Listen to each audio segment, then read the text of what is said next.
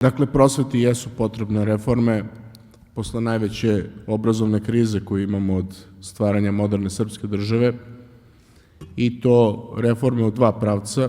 Jedan je normativni, dakle promena zakonskog okvira, a drugi je praktični, znači način izvođenja nastave i sadržaj i ishodi onoga što se uči.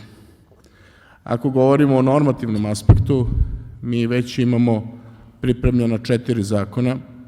Jedan je o osnovama obrazovanja i vaspitanja, zatim promenu zakona o predškolskom obrazovanju, promenu zakona o osnovnom obrazovanju i promenu zakona o srednjoškolskom obrazovanju. Oni su u proceduri i pretpostavljam da će politička odluka biti doneta da oni budu vrlo brzo na dnevnom redu Skupštine. Si razgovarao, Dejane, sa sindikatima, ovima koji su učestvovali sa državom u razgovorima i koji predstavljaju većinu ljudi i koji su imali svojih ideja? Jesmo, razgovarali smo, neke od njihovih predloga ćemo uzeti u ozbiljno razmatranje, neke od njihovih predloga, nažalost, ne možemo da uzmemo, jer u tom slučaju bi poprilično institucionalnu strukturu obrazovnih ustanova razlabavili i uveli jednu vrstu konfuznog odlučivanja. Cilj nam je da uspostavimo jasne linije nadležnosti i odgovornosti u upravljanju prosvetnim institucijama, jer to je najbolji način da sprečimo sve ono što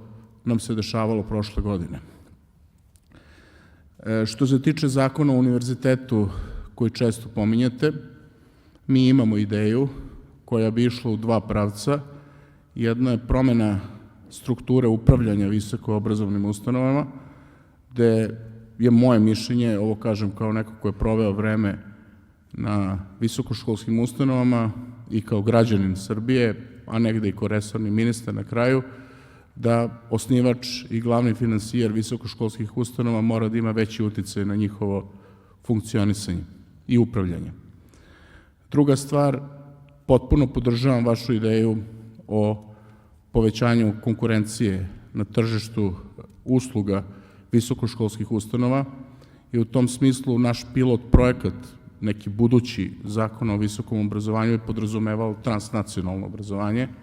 Dakle, mogućnost da strani fakulteti otvore svoje franšize u Srbiji prema standardima akreditacije koje važe u Srbiji, a jednako tako i mogućnost da naši fakulteti otvaraju svoje franšize u drugim zemljama ukoliko zadovolje.